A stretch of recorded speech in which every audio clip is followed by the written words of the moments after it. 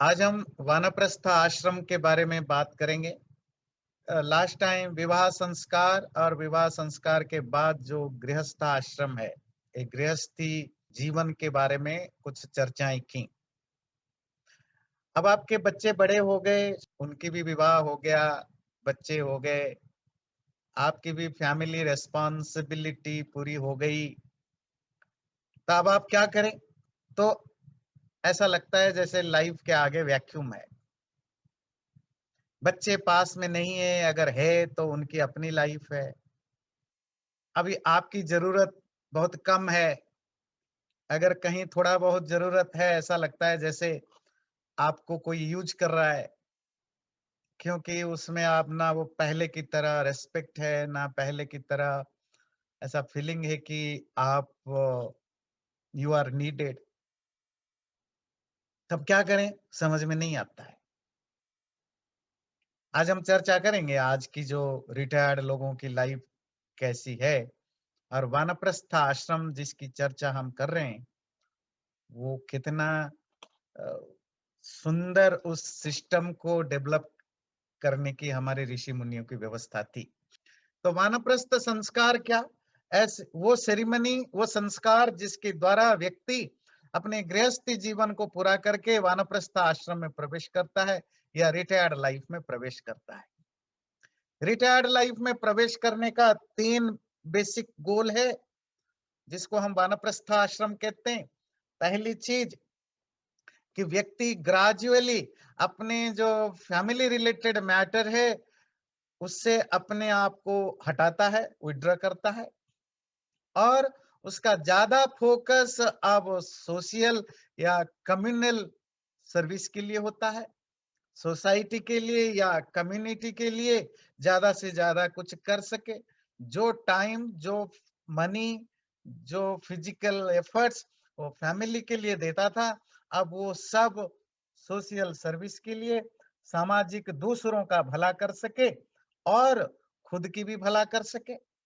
जो इतने सालों तक टाइम नहीं मिला बचपन से अपने आप को स्किल्ड करना, कि जिससे कि वो कुछ कमा सके, सोसाइटी में कुछ बन सके।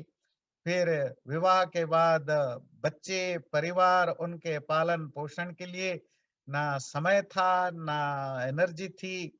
वो सब चीजें आप कर सकते हैं। और तीसरी जो थी, अपने आप को प्रिपेयर्ड करना नेक्स्ट स्टेज के लिए। नेक्स्ट स्टेज क्या? जब आप बहुत अच्छी तरह बुढ़ा हो जाएंगे, आपके शरीर कम काम करने लगेगा, हो सकता है कोई आपको पूछे न पूछे, आपके अंदर कोई डिसेबिलिटी भी आ सकती है, और लोनलीनेस। और आपको पता है ओल्ड एज में जब हमारे शरीर बहुत कम काम करने लगता है, मेमोरी होने लगता है, तो क्या प्रॉब्लम होता है? आपके आसपास एरिया में आप देख सकते हैं, या जो आपके 80 90 प्लस इयर्स लोग हैं, उनकी क्या हालत है वो आप उनसे समझ सकते हैं। उसके लिए अपने आप को प्रिपेयर्ड करना। पर हमारे सनातन धर्म में उनको इतना बेबस और लाचार बनाने तक भी मौका नहीं था। उसके लिए भी तैयारी थी कि वो जो लास्ट टाइम आपका हो, आप पूरी तरह रिनाउंस्ड लाइफ लीजिए, जिसको संन्यास आश्रम कहते हैं, जिसकी चर्चा भी हम और कभी करेंगे। तो वानप्रस्थ आश्रम की क्या जरूरत है? रिटायर्ड लाइफ में ये सब करने की क्या जरूरत है? एक रिटायर्ड लाइफ के लिए अलग से प्लान करने की क्या जरूरत है, और वो प्लानिंग कैसी होनी चाहिए? इसको समझने के पहले हमें जो बेसिक इंफॉर्मेशन है वो होनी चाहिए रिटायर्ड लाइफ के बारे में। और वो है, जो लाइफ है उसकी दो तरह का नेचर होता है। एक प्रवृत्ति परक नेचर है, एक निवृत्ति परक। प्रवृत्ति, हमारे अंदर कुछ ऐसी इच्छाएं होती हैं कि हम मटेरियल वर्ल्ड को, वो एक्सटर्नल वर्ल्ड में हम एंजॉय करें। वो एंजॉय सेंसुअल एंजॉय भी हो सकता है, इंद्रियों के द्वारा सुख भी हो सकता है, मानसिक सुख भी हो सकता है। ईगो लेवल पर वो क्या, कि लोग मुझे पसंद करें, अप्रिशिएट करें, मेरा बहुत नाम हो, मैं बड़े पोस्ट पर रहूं, बहुत मेरे पास एक्सट्रीम पैसा हो। ये सब ईगो को सेटिस्फाई करने के लिए। और सेंसुअल प्लेजर है, मैं अच्छा खाऊं, अच्छा देखूं, मेरे जो इंद्रियां हैं उनको मैं सेटिस्फाई करूं। ये है प्रवृत्ति मार्ग, मतलब सांसारिक चीजों में इन्वॉल्व होने का रास्ता। ये हर ह्यूमन बीइंग के अंदर, मनुष्य के अंदर ये प्रवृत्ति होती है। पर एक चीज और भी हमारे अंदर है, वो है निवृत्ति, जो द एटीट्यूड ऑफ विड्रल, मतलब सांसारिक चीजों से मन को हटा के थोड़ा हम अपने आत्मा की ओर जॉर्निंग करें, सेल्फ को जानना, समझना, रियलाइज करना, इसके लिए हम कुछ कोशिश करें। प्रवृत्ति तो फिजिकल है, बॉडी को, माइंड को, सेंसेस को सेटिस्फाई करना। निवृत्ति मार्ग आत्मा को सेटिस्फाई करना। तो आप कहेंगे बॉडी को, माइंड को, सेंसेस को सेटिस्फाई करने के लिए करो, तो आप कहते हैं ये प्रवृत्ति है, परस्यूट है। और अगर आत्मा के लिए करो, आप कहते हो ये निवृत्ति मार्ग है, विड्रल पाथ है। ये क्या मतलब है? क्योंकि आत्मा को सेटिस्फाई तभी आप कर सकते हैं जब आप एक्सटर्नल वर्ल्ड से अपने आप को विड्रॉ करें। अनटिल अनलेस आप बाहरी दुनिया से अपने आप को विड्रॉ नहीं करते, तो आपके अंदर एक जर्निंग नहीं होगी। इसका अर्थ ये नहीं है कि आप 100% बाहरी दुनिया से अपने आप को विड्रॉ करेंगे तभी आप अंदर की जर्निंग कर सकते हैं, ऐसा भी नहीं है। जितना आप बाहरी दुनिया से विड्रॉ करेंगे उतनी जर्निंग अंदर की होगी। तो शुरुआत तो करनी पड़ेगी ना। तो आप कहेंगे इसकी जरूरत क्या है कि हम अंदर क्यों जाएं? हम अंदर जाने की क्या जरूरत है? क्योंकि ये लॉ ऑफ नेचर है। हमें लाइफ में प्रवृत्ति भी चाहिए, मतलब मैटेरियल वर्ल्ड में इन्वॉल्व होना भी हमारे लिए जरूरी है, क्योंकि हमें जिंदा रहना है। We have a life, we need that प्रवृत्ति। पर निवृत्ति क्या ये जरूरी है, या जिस इंडिविजुअल विशेष है ना, ये भी जरूरी है। क्यों? हमें मरना भी है। जब मरना ही पक्का है, मरना मतलब सबको छोड़ना है। अगर सडनली आप मरोगे तो इतना जो आपने अंपायर खड़ा कर रखा है साम्राज्य, और आपको पता चले कि 15 दिन में, 1 महीने में, 1 साल में आप मरने वाले हो, तो वो बड़ा शॉकिंग है, दर्दनाक है। ये मैंने पूरी जिंदगी इतना बड़ा साम्राज्य खड़ा किया, अब मैं इन सबको छोड़ के जाऊंगा, कहां जाऊंगा, क्या करूंगा, कुछ नहीं पता, तो कमाया क्यों था? तो उसकी तैयारी करनी जरूरी है कि मरना तो है। तो अगर मरोगे, मरने का मतलब जब सब चीजें तुमसे छूटेगा, वो जबरदस्ती छूटा जाएगा। क्यों तुम ऐसा हालत बनाते हो अपना कि जबरदस्ती तुमसे छीन लिया जाए? तुम ऐसा क्यों नहीं अपने लाइफस्टाइल को बनाते हो कि तुम खुद धीरे धीरे इन चीजों को छोड़ो, और जब मौत क्लोज हो, आप मेंटली अपने आप को प्रिपेयर्ड रखो कि now I am ready to move for the another next journey. ये जो सांसारिक चीजों को छोड़ने की तैयारी, वो भी जरूरी है। हम धोखा कहाँ खाते हैं? हम सबके सब ये जानते तो हैं कि हम मरेंगे, पर हम इसको अंदर से डाइजेस्ट नहीं कर पाते हैं। 90 साल के एज में भी, 100 साल की एज में भी हमारे अंदर कहीं ना कहीं ये भाव बना रहता है, शायद मैं ना मरूं, शायद मैं बीमार ना पड़ूं। ये शायद लगा लगा करके दुनिया से चिपक कर बैठे होते हैं। वो दुनिया में फैमिली भी है, धन भी है, नाम भी है, जो कुछ भी है। नहीं तो 80-90 साल के लोग पोस्ट पाने के लिए क्यों तड़पते हैं? नाम, अप्रिसिएशन पाने के लिए क्यों तड़पते हैं? बच्चे हमें पूछते नहीं पूछते, उसके लिए रोना धोना क्यों शुरू करते हैं? मेरे धन संपत्ति कितना है ये बखानते क्यों फिरते हैं? किस बात के लिए करते हैं? और जबकि पता ही नहीं अभी अगले महीने, अगले साल, अगले 2 साल में, अगले 5 दिन में कभी भी जा सकते हो। ऐसे व्यक्ति अंदर से ज्यादा टूटे हुए, बिखरे हुए, दुखी होंगे। इसीलिए निवृत्ति उतना ही नेचुरल है जितना प्रवृत्ति। मैटेरियल वर्ल्ड को एंजॉय करना उतना जरूरी है जितना उससे धीरे धीरे अपने हटाने की तैयारी करना। इसी को निवृत्ति कहते हैं। तो हमारे सारे शास्त्रों में इन दोनों साइड को जोर दिया गया है।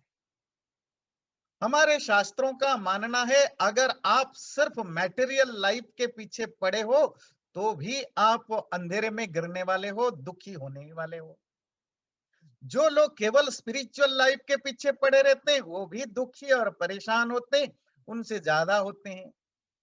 ईशोपनिषद में इसको विद्या और अविद्या कहा, मटेरियल परस्यू और स्पिरिचुअल परस्यू। जिसको आप स्पिरिचुअल परस्यू कहते हैं उसी को निवृत्ति कहते हैं।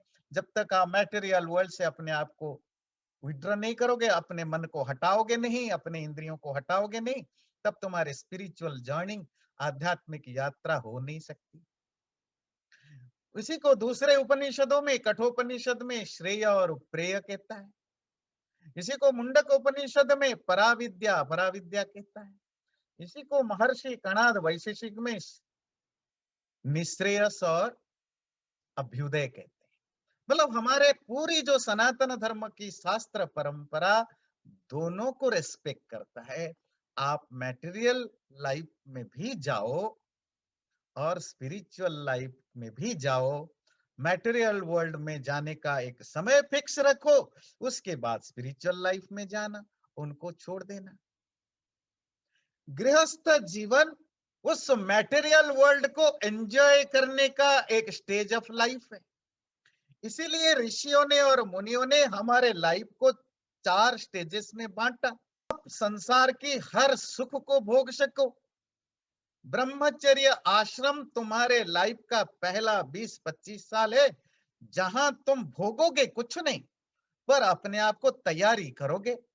This is a preparatory stage, जहां आप अपनी तैयारी करोगे, स्किल डेवलप करोगे, ज्ञान डेवलप करोगे, फिजिकली मेंटली अपने आप को स्ट्रांग बनाओगे, जिसके लिए आप खेल कूद योग व्यायाम वगैरह करते हैं। पढ़ना लिखना, अपने आप को एजुकेटेड करना है और स्किल डेवलप करना है। जब ब्रह्मचर्य आश्रम पूरा हो जाए तो गृहस्थ आश्रम में प्रवेश करो विवाह संस्कार के द्वारा। अच्छा, ब्रह्मचर्य आश्रम कैसे आप प्रवेश करोगे? उपनयन संस्कार के माध्यम से आप ब्रह्मचर्य आश्रम स्टूडेंट लाइफ में प्रवेश करते हो। स्किल डेवलप करना और ज्ञान बढ़ाना। उसके बाद विवाह संस्कार के द्वारा आप गृहस्थ आश्रम में प्रवेश करो। क्यों? मटेरियल वर्ल्ड को एंजॉय करने के लिए, प्रवृत्ति मार्ग के लिए। आपके लाइफ का जो मेन पीरियड है, जो जवानी है, जिसमें शरीर मन और इंद्रियां आपके इतने स्ट्रांग है कि मटेरियल वर्ल्ड को एंजॉय भी कर सकते हो, उसके लिए एफर्ट्स भी कर सकते हो। जब आप दुनिया को एंजॉय कर लिया, अब धीरे धीरे उससे हटने की कोशिश करो। Again another preparatory stage, that is called वानप्रस्थ आश्रम।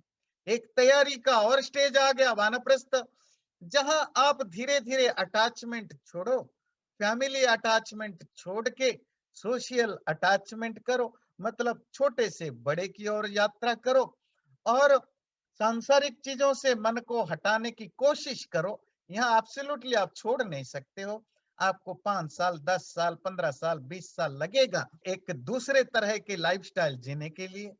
फिर आपका जो लास्ट बुढ़ापा होगी, जिसमें आप बहुत सारे चीजों में आप अपने आप को इनकेपेबल फील करोगे, उस समय आप अपने आप को मेंटली फिजिकली वानप्रस्थ आश्रम में इतना तैयार करो कि संन्यास आश्रम में प्रभु की भक्ति और अपने आप को सेल्फ रियलाइजेशन में इतना लगाओ कि दुनिया से आपको ज्यादा फर्क ना पड़े। तो आप संसार को भी भोग सकते हो और संसार के बाहर की दुनिया को भी भोग सकते हो। इसीलिए हमारे शास्त्र कहते हैं, ये शतपथ ब्राह्मण को मैं कोट कर रहा हूं, ब्रह्मचर्याश्रमम समाप्य गृही भवेत, गृही भूत्वा बनी भवेत, बनी भूत्वा प्रव्रजेत। कहते हैं पहले ब्रह्मचर्य आश्रम में जाओ स्टूडेंट लाइफ में, जब वो पूरा हो जाए तो हाउस होल्डर्स लाइफ गृहस्थी जीवन में जाओ विवाह संस्कार के द्वारा। और जब गृहस्थी जीवन को एंजॉय कर लिया तो फिर अब वानप्रस्थ आश्रम में जाओ। वानप्रस्थ लाइफ को जीने के बाद सन्यास बनके सब कुछ छोड़ दो। 4 आश्रम व्यवस्था का उद्देश्य यही था कि जीवन में कभी आपको पछतावा ना पड़े कि अच्छा ये मैंने नहीं कर पाया, ये मैंने नहीं कर पाया, ये मैंने भोग नहीं पाया। मरते समय ये अफसोस ना हो कि मैंने जिंदगी में तो इतना साम्राज्य इकट्ठा किया, इतना पैसा इकट्ठा किया, इतना नाम इकट्ठा किया, मेडिकल में पढ़ा हुआ हूं, मरने के स्टेज पर कोई पूछने वाला नहीं है। जवानी में तो मेरा नाम इतने अखबारों में आता था, मीडिया में आता था, मेरे घर में इतने सारे अवार्ड रिवार्ड्स भी पड़े हुए हैं, हर कोई मुझे पूछता था, अब कोई पूछने वाला नहीं है। मैंने करोड़ों अरबों कमाया, इतने बड़े-बड़े घर गम बनाया, इतना पैसा बैंक बैलेंस में रखा, अब वो मेरे काम में नहीं आ रहे। मैं डॉक्टर को करोड़ों देने को तैयार हूँ, पर वो मुझे ठीक नहीं कर पा रहा है। मेरा मरना निश्चित है। तो ऐसा पछतावा ना हो कि जो मैंने कमाया अब वो मेरे काम में नहीं आ रहा है। तो इसीलिए वानप्रस्थ आश्रम में एक दूसरे लाइफ की कमाना होता है।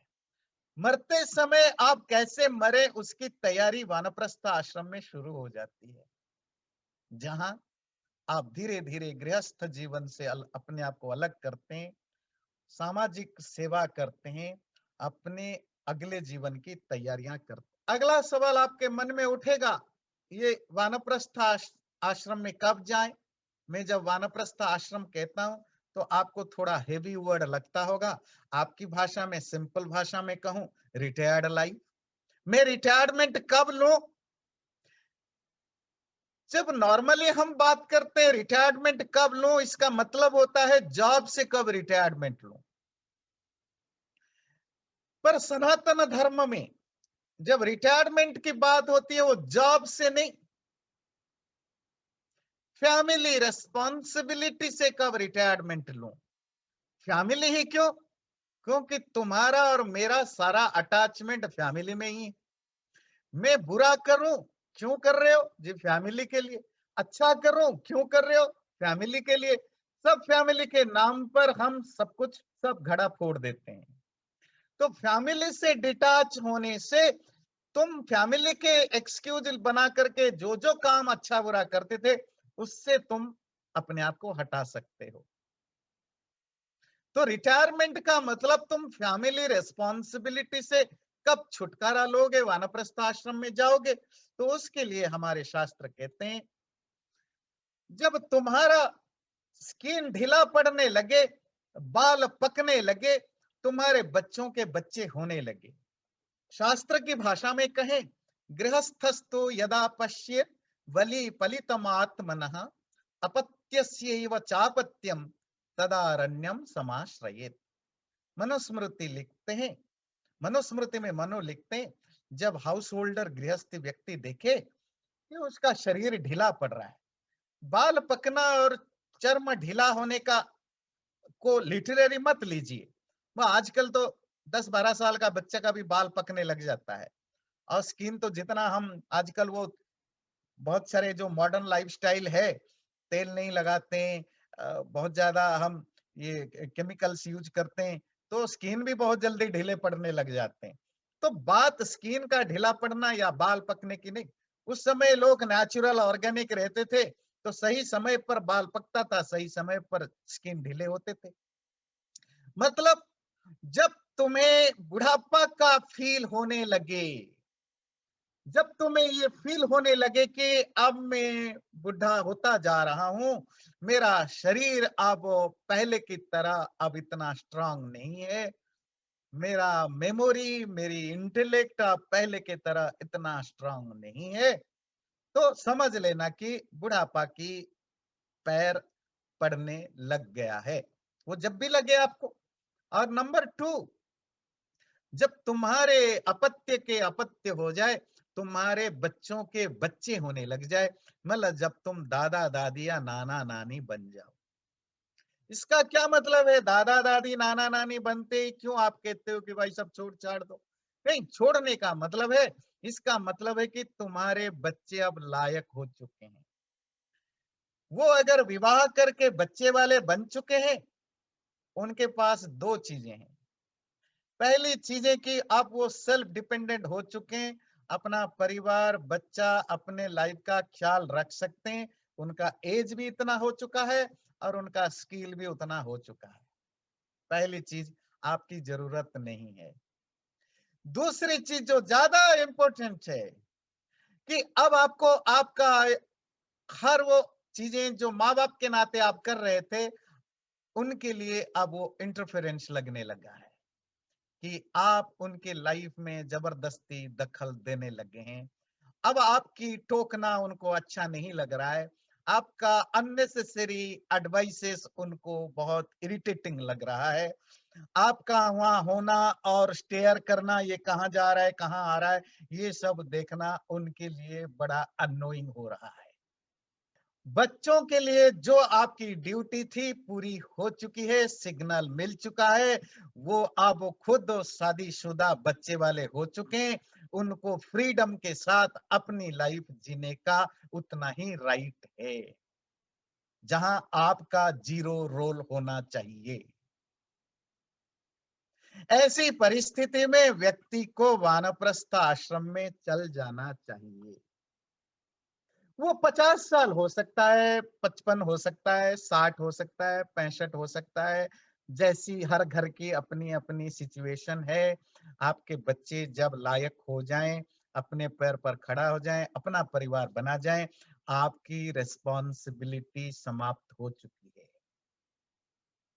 इसके बाद अगर आप जबरदस्ती उनके लाइफ में घुसे रहते हैं, तो क्या प्रॉब्लम होगा वो तो हम आज चर्चा करेंगे। पोस्ट रिटायरमेंट लाइफ की जो प्रॉब्लम्स है वो भी जानेंगे, खाली पॉजिटिव नहीं नेगेटिव भी जानेंगे। इसीलिए यही समय है वानप्रस्थ आश्रम में जाने का। ये ट्रांजिशन का एक फेज है।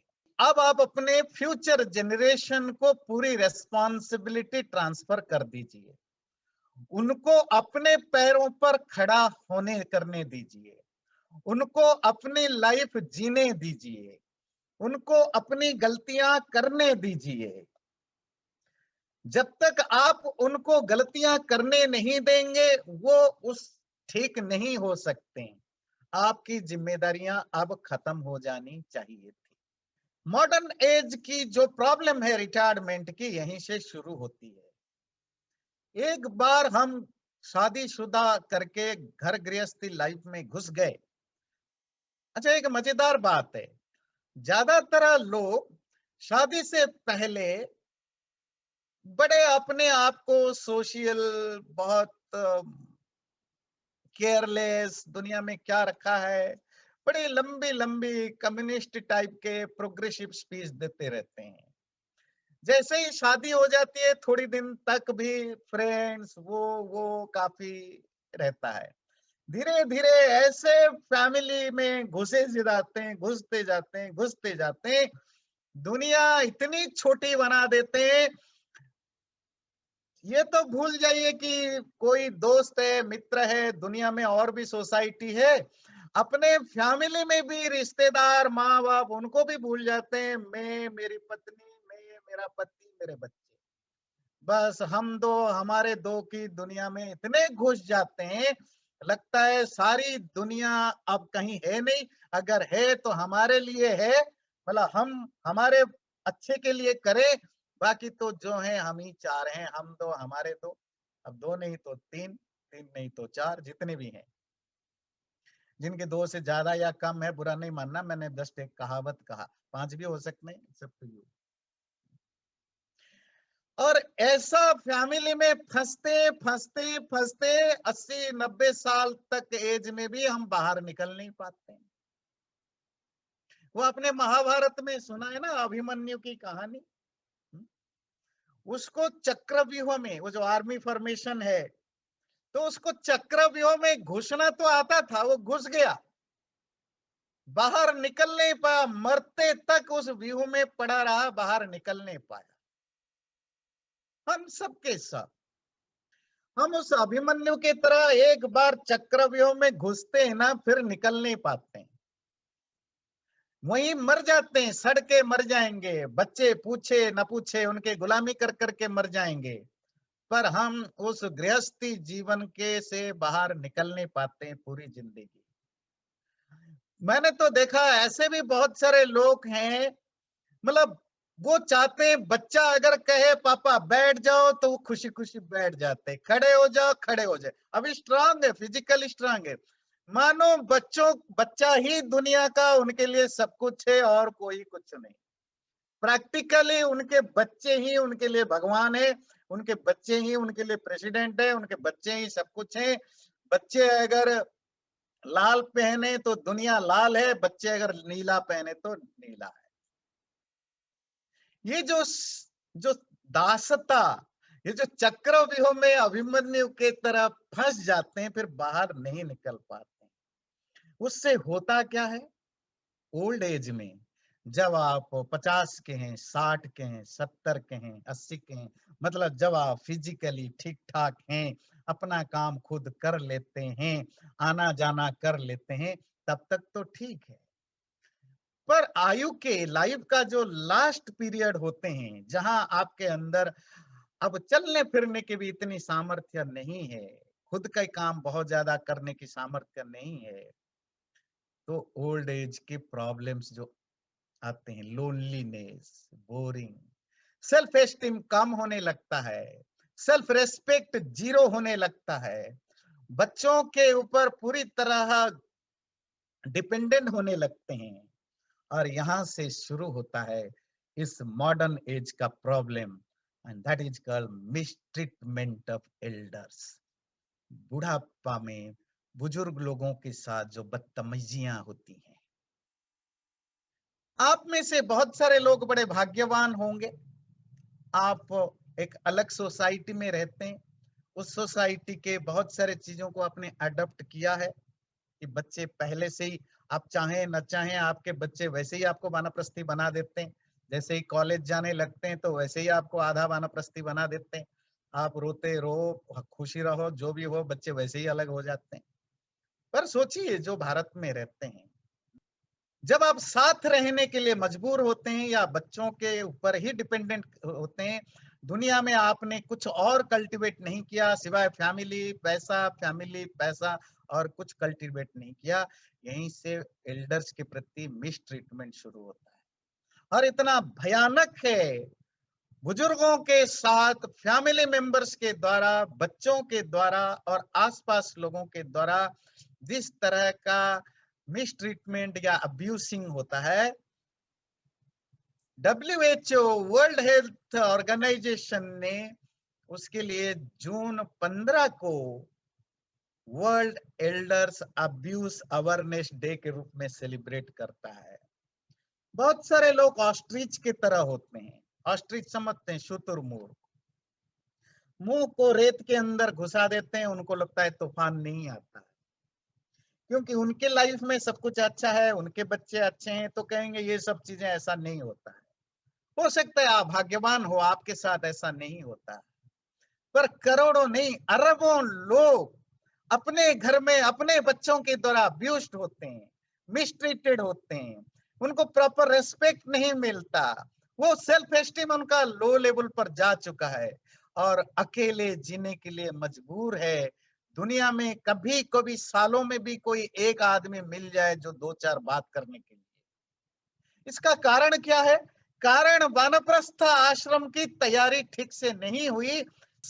जो 50-60 साल में जो आपको तैयारी करनी थी कि 80-90 साल के बाद, या जब भी आप फिजिकली मेंटली डिसेबल हो, आपका लाइफस्टाइल कैसी होगी, वो तैयारी नहीं की, उसका रिजल्ट ये होता है। माँ और पिता दोनों विवाहित संतानों के साथ घर में जो कोल्ड वॉर चलता रहता है, ईगो का प्रॉब्लम। जब बहू पहली बार घर में आती है, वो इंडियन सोसाइटी में तो लड़की चले जाती है अपने दामाद के घर, तो ज्यादा प्रॉब्लम नहीं होता है, तो बेटा बहुओं के साथ ज्यादा प्रॉब्लम होता है। बहू घर में आती है, बेटा शादी हो चुका है, बच्चे हो चुका है, पर पापा अभी तैयार नहीं है अपनी जिम्मे पावर छोड़ने के लिए। वो अभी भी जाते आज बेटे को टोकते हैं, बहू को टोकते हैं, पोतों पर अपनी हक जमाने की कोशिश करते हैं। माँ की अपनी समस्या है, अभी तक वो घर की मालकिन थी, अपने हिसाब से मैनेज करती थी। अब एक नई लड़की आ गई बहू के रूप में, अब वो मैनेज करती है, उसकी स्टाइल अलग है, वो आपसे बिल्कुल अलग है। आपसे अलग उसकी पढ़ाई लिखाई है, आपसे अलग उसकी अपब्रिंगिंग है, आपसे अलग उसकी सोच है। वो अपने ढंग से अपने घर को मैनेज करती है। सास को वो बर्दाश्त नहीं है। नए तरह से घर को मैनेज करना, नए तरह से फैमिली के रूटीन बनना, वो बर्दाश्त नहीं है। तो फिर एक कोल्ड वॉर चलता रहता है। कहीं कहीं डायरेक्ट वॉर भी चलता है, मोस्ट ऑफ जगह कोल्ड वॉर चलता रहता है। और मुझे पता है इवन यहाँ भी जो लोग भारत से आकर के यहाँ सेटल हो गए हैं और अपने माँ बाप को अपने साथ ले आए हैं, यहाँ रहने पर भी उनके आपस में अब वो इंडिया के तरह डायरेक्ट वार तो फेस टू फेस वार तो अब कम होता है यहाँ आने के बाद, पर यहाँ कोल्ड वार चलता रहता है। सास के साथ बहू, 50-50, 60-60 साल के बहुएं, उनके लाइफ मिजरेबल है क्योंकि उनके 70-80 साल के सासें घर में रह करके यहाँ आकर भी कैसे चीजों में डिक्टेट करते हैं और डायरेक्टली इनडायरेक्टली कितना इंटरफेरेंस करते हैं। 50-60 साल की लेडीज आज भी रोती रहती है, मेरे पास भी आते हैं, कितना उनके लाइफ में दुख है, उनके सासों के कारण सास कितना मिजरेबल बना रखते हैं। मतलब उनको 60 साल हो चुका है, उनके बच्चे शादी करने हो चुके हैं, अभी भी उस महिला को फ्रीडम नहीं है कि वो अपनी मर्जी से घर चला सके क्योंकि घर में बुढ़ी सास बैठी हुई है। ऐसी सासों की, ससुर की, माँ बाप की आगे क्या हालत होगा? मिस्ट्रिक्ट होगा ही होगा। क्योंकि जब आपने अपने हाथ से अपना रिस्पेक्ट खोया है, अपने हाथ से एम्पैथी पाना खोया है, अपने हाथ से सिंपैथी पाना खोया है, आपने बहुओं को आजादी नहीं दी, बहुओं को अपने हिसाब से जीने के लिए अधिकार नहीं दिया, जब आप डिसेबल हो गए, वो क्यों आपके प्रति मेंटल फिजिकल अफेक्शन रखेंगे? तो ये जो पावर की लड़ाई है, ये जो माँ बाप की बच्चों की जीवन में लड़ाइयां है, ये क्यों होता है? हम रिटायरमेंट जब बच्चे हमारे बड़े हो जाते हैं, वो शादीशुदा हो जाते हैं, उसके बाद हमारे पास कोई प्लानिंग नहीं है कि हम अपने लाइफ को कैसे जिएं, क्योंकि आसपास कुछ है नहीं। या तो पति अपनी पत्नी के काम में इंटरफेयर करती है, या पत्नी पति के काम में इंटरफेयर करती है, या दोनों मिलके बच्चों के लाइफ में इंटरफेयर करते हैं। ऐसे भी लाखों करोड़ों माँ बाप हैं जो बच्चे उनसे दूर रहते हैं, पर रोज दिन में 50 बार फोन करके उनको हर चीज में डिक्टेट करते रहते हैं, ये नहीं तो ऐसा करो, ये नहीं तो ऐसा करो।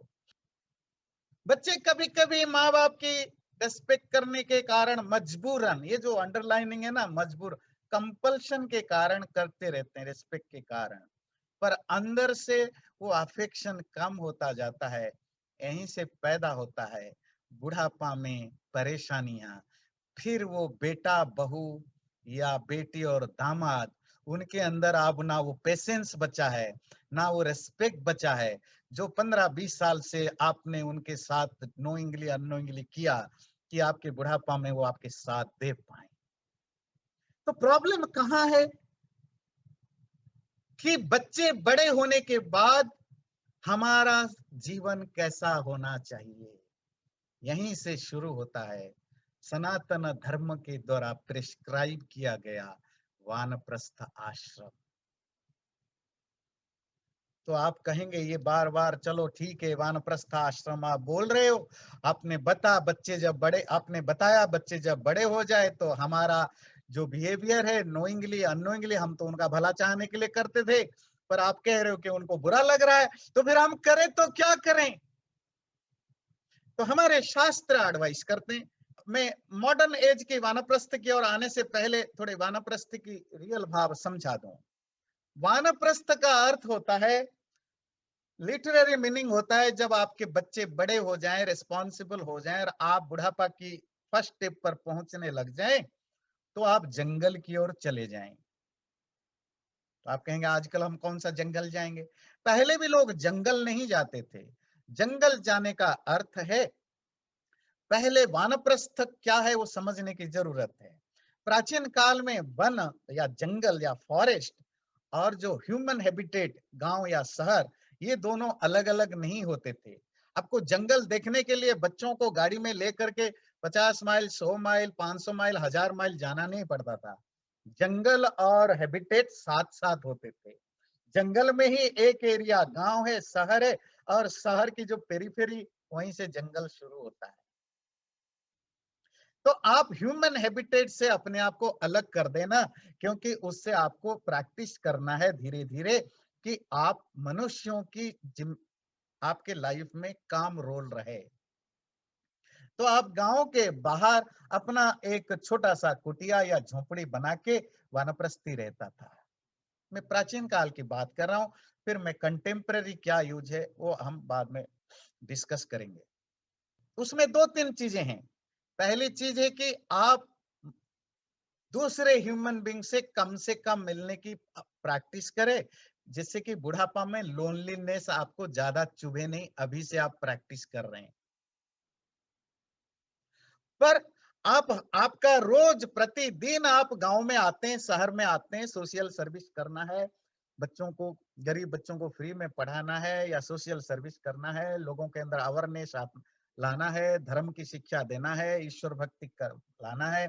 ये सब चीजें जो सोशल सर्विस करने के लिए आप आते हैं, पर रहते हैं, आपका हैबिटेट अब उनसे दूर हो गया। यही वानप्रस्थ है। आज के एज में ये तो संभव नहीं है। हो सकता है जो पैसे वाले लोग हैं उनके पास संभव हो। अब जैसे वेस्टर्न सोसाइटी में, अमेरिकन सोसाइटी में बच्चे वैसे ही जब कॉलेज जाने लगते हैं वो अलग चले जाते हैं। बच्चे भी बड़े कैपेबल है, वो अपना घर बना सकते हैं, माँ बाप भी बड़े कैपेबल हैं, उन फाइनेंशियली एस्टेब्लिश्ड हैं, उनका घर हो सकता है। पर सबके साथ तो ये नहीं हो सकता। जो गरीब है, जो दो घर नहीं बना सकते, तो जंगल जाकर क्या करेंगे? जंगल है ही कहाँ। और भारत में जहाँ एक ही घर में 10-10, 5-5, 20-20 लोग रहते हैं, घर की कमी है, जगह की कमी है। और भारत के जो बड़े-बड़े शहरों में एक-एक फ्लैट में छोटे-छोटे कुटिया सॉरी डब्बा जैसे घरों में कितने लोग भरे रहते हैं, वो कहाँ जाएंगे? ये मॉडर्न एज की प्रॉब्लम है। तो करना फिर क्या है? आपको कहीं छोड़ के जंगल जाने की जरूरत नहीं है। तो क्या करने की जरूरत है? Change your attitude. कल तक जो आप सांसारिक चीजों में अपने आप को घुसा रखा था, फैमिली मैटर में पूरी तरह आपने डुबा रखा था, अब वॉलेंटरीली, इच्छा से, स्वेच्छा से उन चीजों से अपने आप को हटाइए, एटीट्यूड चेंज करिए। कल तक आप नए कपड़े, रोज रोज नए कपड़े पहनने का शौक था, अब जो पुराने कपड़े हैं उन्हीं में से चलाइए। पहले आपको नाम की बड़ी इच्छा थी, लोग आपको माने, रेस्पेक्ट करे, एटीट्यूड चेंज करिए। मुझे किसी की कोई अप्रिसिएशन, रेस्पेक्ट की जरूरत नहीं है। कल तक आप फैमिली के अंदर हर चीज में डोमिनेट करते थे, आपकी चलती थी क्योंकि आप बड़े थे, आपके बच्चे छोटे थे। और आज बच्चों को अपने हिसाब से जीने दीजिए। आप पति पत्नी अपने लाइफ में और कुछ रास्ता ढूंढिए अपने आप को बिजी रखने के लिए। एक घर में रहते हुए भी बच्चों के लाइफ से दूर रहिए, बच्चों के डिसीजन मेकिंग से दूर रहिए। आप कहेंगे हम क्या करेंगे, वो हम अभी डिस्कस करेंगे। और जो सबसे इंपॉर्टेंट है, अब अपने लिए टाइम निकालिए। आपके पास प्लेंटी ऑफ टाइम है, बहुत टाइम है। अब आपको काम करने की ज्यादा जरूरत नहीं है, बच्चों की देखभाल करने की जरूरत नहीं है। अब आप अपने इंट्रोस्पेक्शन करिए, अपने गोल को, फ्यूचर गोल को रीअसेस करिए कि मैंने क्या किया, क्या पाया, और आगे के जीवन मेरा कैसा होगा। और उसके लिए जरूरी है हमें कुछ बेसिक चीजें समझने की जरूरत है, कंसेप्ट की। तो वानप्रस्थ आश्रम एक फेज ऑफ ट्रांजिशन होगा। अब आप जवानी से, अब आप बुढ़ा नहीं हो गए हैं। ट्रांजिशन वानप्रस्थ मतलब आप 50, 55, 60 पर आप बुढ़ापा की और आपकी जर्निंग शुरू हो रही है। आप एक नए तरह के बॉडी माइंड के साथ जीने की मजबूर होंगे। इस फेज ऑफ ट्रांजिशन, इस फेज ऑफ ट्रांजिशन को स्मूथ बनाने के लिए आपको क्या करना है? वानप्रस्थ आश्रम में आपको ये यात्रा करनी है। It's a journey from material life to spiritual life. अब मैटेरियल लाइफ को मिनिमाइज करिए, स्पिरिचुअल लाइफ को बढ़ाइए। Enjoyment to renunciation. अब अपने दुनिया को में सुख भोगने की जो इच्छा है उसको मिनिमाइज करिए और त्याग की, मेंटल रिनाउंसमेंट की, रिनाउंसिएशन की प्रैक्टिस बढ़ाइए। अभी तक आपका मेरा परिवार, मेरा देश, मेरा धर्म, मेरा वो, मेरा घर, मेरे जमीन, ये जो मेरी गाड़ी, ये अटैचमेंट था। अब धीरे धीरे उस अटैचमेंट से डिटैचमेंट की ओर आइए। मेरे के जगह अब हमारा ले आइए। ये जहां कलेक्टिविटी हो, जहां बहुत लोगों के बीच में एक बनिए। कल तक आप फैमिली के लिए 100% फोकस थे, अब फैमिली से थोड़ा ब्रॉडर सेंस बनाइए, कम्युनिटी की ओर आइए, कम्युनिटी की रिस्पॉन्सिबिलिटी लीजिए, समाज की भला करने में करिए। और इन सब के बीच में अपनी माइंड की सोच की जो नैरोनेस था उसको ब्रॉडनेस की ओर यात्रा करिए। नैरोनेस में मेरी फैमिली, मेरा परिवार, अब सारा संसार, सारे मनुष्य जाति, सबे सारे पशु पक्षी प्राणी, आपके लिए हजारों काम है, आपके लिए हजारों काम करने के लिए है। कल तक आपके पास टाइम नहीं था, आज आपके पास बहुत टाइम है, बहुत रिसोर्सेस है। कल तक आपको 2 बच्चे पालना था, आज दुनिया में करोड़ों लोग ऑर्फन हैं, गरीब हैं, अनपढ़ हैं, उनमें से कुछ बच्चों को आप एजुकेट करिए। कल तक आप अपने बैकयार्ड में काम करते थे, अब पूरा दुनिया में ग्लोबल वार्मिंग और क्लाइमेट चेंज हो रहा है, कुछ उसके लिए अवेयरनेस पैदा करिए, कुछ उसके लिए काम करिए। कल के लिए अपने घर के लिए पैसा कमाते थे, अब आजकल चैरिटी, डोनेशन, दूसरे जहां हजारों लाखों लोगों का भला हो सकता है, ऐसा काम करिए। ब्रॉड सेंस जब तक नहीं बनेगा, अब दूसरों का भला नहीं कर सकते। सो वानप्रस्थ आश्रम एक जॉइनिंग के रूप में लीजिए, मटेरियल लाइफ से स्पिरिचुअलिटी की ओर, एंजॉयमेंट से रिनाउंसिएशन की ओर, अटैचमेंट से डिटैचमेंट की ओर, फैमिली से कम्युनिटी की ओर, नैरोनेस से ब्रॉडनेस की ओर। फिर क्या करें? मनुस्मृति कहता है कैसे करें ये सब। कहते स्वाध्याय नित्य युक्त दान्तो मैत्र समाहितः, दाता नित्य मना दाता, सर्वभूतानुकंपकः। मनुस्मृति कहता है अब आप रिटायर्ड लाइफ कैसे जिए, ध्यान से सुनिए। आप ज्यादा से ज्यादा समय स्वाध्याय में लगाना चाहिए। स्वाध्याय समझते हैं? पढ़ने, लिखने, समझने।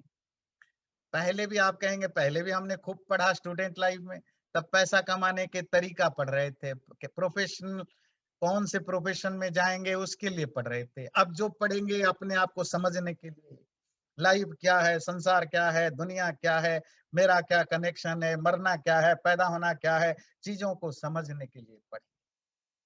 फिर नित्य युक्त, अपने सेंसेस को, इंद्रियों को अंडर कंट्रोल रखिए, लालच कम रखिए, भोगने की इच्छा, पीने की इच्छा, एंजॉय करने की इच्छा को कम करिए। दांत, अपने माइंड को कंट्रोल रखिए। मैत्र, अब सबके साथ मित्र भाव रखिए, फ्रेंडली बिहेवियर। मित्र भाव का अर्थ ये नहीं है कि नकली दांत दिखा करके, हंस करके सबको हाय हेलो करना, नहीं। अंदर से ये फीलिंग पैदा करना, अंदर से ये सेंस पैदा करना, किसी के साथ कोई दुश्मनी नहीं रखना। वो पशु हो, पक्षी हो, इंसान हो, छोटा हो, बड़ा हो, सबको समान दृष्टि से रखो, सबका भला करने की कोशिश करो, सब किसी का कुछ उपकार कर सकते हो तो उपकार करने की कोशिश करो। ये है मैत्र भाव।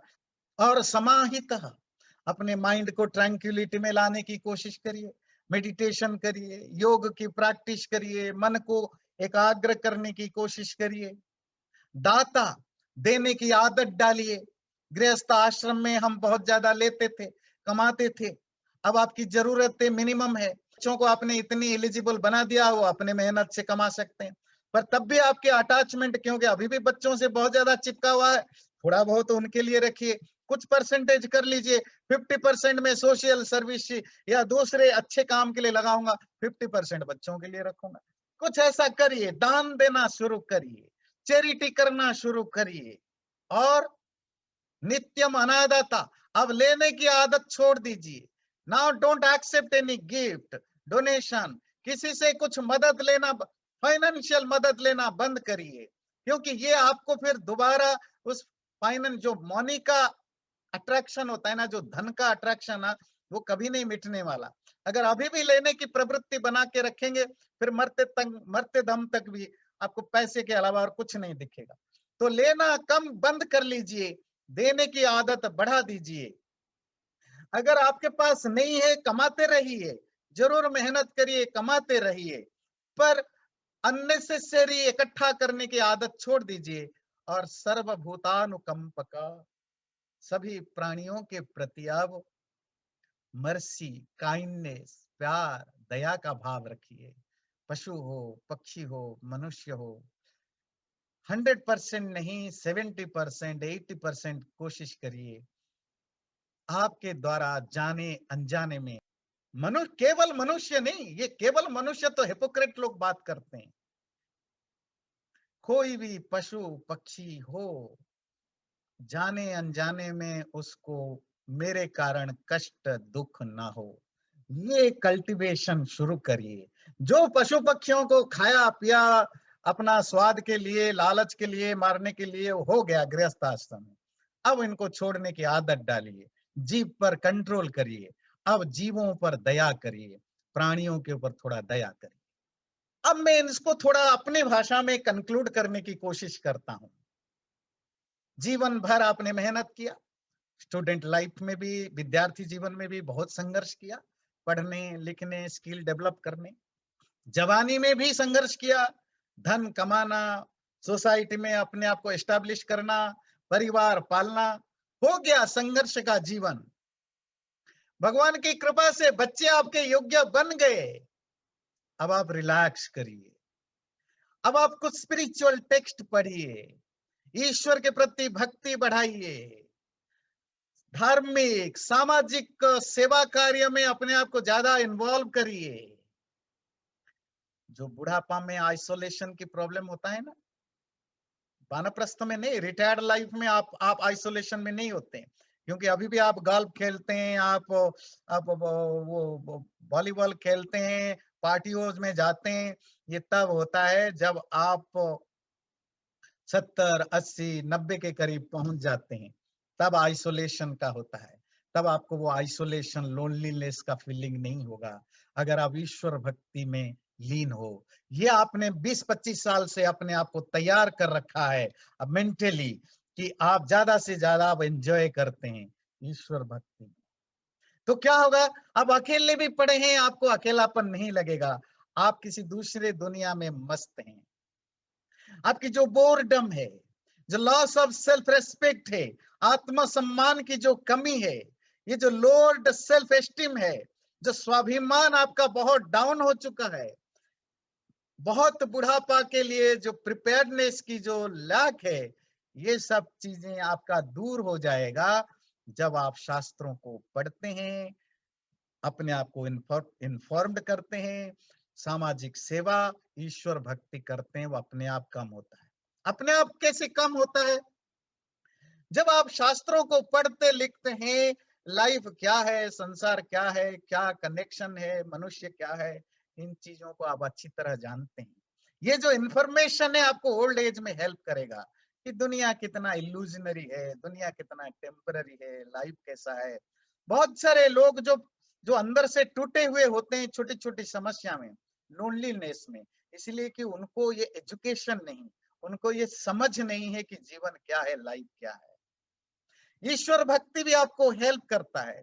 और जब आप सोशल सर्विस करते हैं तो डेफिनेटली उसका बाय डिफॉल्ट, आप चाहें ना चाहें, लोगों की आपके प्रति प्रेम भाव रहता है, दूसरे लोगों का आपके प्रति सम्मान भाव बना रहता है। हो सकता है आज आपके बच्चे आपको रेस्पेक्ट ना करें, बच्चे अपनी दुनिया में व्यस्त हों, तो पर आप इस वानप्रस्थ आश्रम में ऐसे हजारों लाखों बच्चे, हजारों लाखों लोगों के साथ अपने आप को कनेक्ट कर दिया, जहां आपका एक दूसरा फैमिली बन गया। हो सकता है आपके बच्चे आपके बर्थडे में ना आए, पर आपके आसपास के ऐसे सैकड़ों लोग आने को तैयार होंगे अगर आपने उनके लिए कुछ किया हो। और वो वानप्रस्थ में आप कर सकते हैं। 70, 80, 90 साल में भी आपको सोशल अप्रिसिएशन मिलेगा अगर सोसाइटी में कुछ इन्वेस्ट किया हो, जेन्युइन इन्वेस्ट किया हो। कहीं किसी सोसाइटी में प्रेसिडेंट, सेक्रेटरी बन गए पॉलिटिकल पावर के लिए नहीं।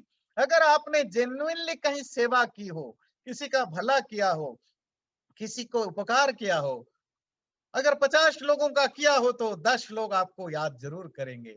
वो आपकी संपत्ति बनेगी मरने से पहले तक भी। और अगर ईश्वर भक्ति किया है तो अंदर से आप इतना स्ट्रांग बनेंगे, आपको इन सब चीजों की जरूरत नहीं पड़ेगी।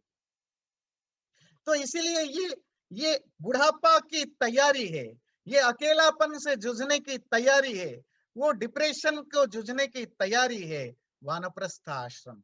और वानप्रस्थ आश्रम को अगर सही ढंग से हम तैयार कर पाए, अगर हमने अपने वानप्रस्थ आश्रम को अच्छे ढंग से जीने का सीख लिया, वानप्रस्थ को सही ढंग से यूज किया, हमारा जो अगला बुढ़ापा है वो भी आसान होगा।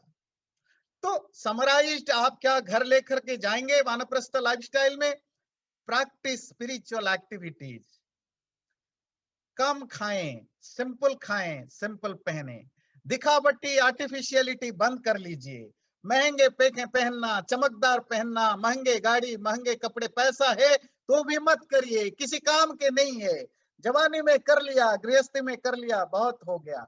अब सिंपल खाना खाइए, सिंपल घर में रहिए, सिंपल कपड़े पहनिए, स्पिरिचुअल एक्टिविटीज को ज्यादा करिए, माइंड और सेंसेस को कंट्रोल करिए, अपने एक्यूमुलेशन को इकट्ठा करने की आदत को कम करिए। पहले आपके क्लोजेट में 200-300 कपड़े होते थे, उसको 10-15 तक लाने की कोशिश करिए। अपनी जो भी बिलोंगिंग है उनको मिनिमम करने की कोशिश करिए। इवन जो खाना आप इंटेक करते हैं उसको भी कम करिए। कल 4 रोटी खाते थे तो 2 रोटी खाइए, 2 खाते थे तो 1 खाइए। और सॉलिट्यूड की को पसंद करने की डेवलप करिए। डेवलप लाइकिंग फॉर सॉलिट्यूड, अकेले रहना, एकांतवास को एंजॉय करने की कोशिश करिए। अकेले रहने की एंजॉय करिए। जब अकेले रहने को कहता हूँ, कुछ समय ऐसा निकालिए जहां ना टीवी है, ना कंप्यूटर है, ना फोन है, कुछ भी नहीं, सब बंद, बस आप अकेले ही अकेले। ऐसे एकांतवास को एंजॉय करिए, कम बोलिए। वानप्रस्थ में रहने वालों को मुनि कहा जाता है। मुनि मतलब जो मौन रहता है। ज्यादा बड़र बड़र मत करिए।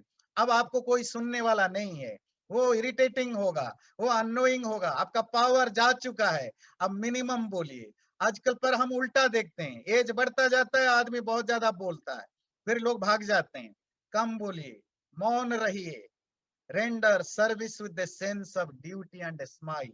लोगों की सेवा करिए, प्राणियों की सेवा करिए, ईगो को सेटिस्फाई करने के लिए नहीं, सेंस ऑफ ड्यूटी के साथ, कर्तव्य भाव के साथ, हम्बलनेस के साथ लोगों के भला करिए। और अपने आप को एंगेज करिए फुल टाइम 100%। किसमें? सेल्फलेस वर्क में, सोशल सर्विस में। और इस भाव के साथ कि ये आपका ड्यूटी है। और ये मत भूलिए कि आपको हेल्दी भी रहना है। आपकी जो डेली रूटीन, एक्सरसाइज करना हो, योगा करना हो, प्राणायाम करना हो, मेडिटेशन करना हो, खान पान का ध्यान रखना, अपने आप को हेल्दी रखिए। अगर आप ऐसा सब कुछ एक साथ नहीं कर सकते, पार्शियली रिटायरमेंट लीजिए। धीरे धीरे करते रहिए।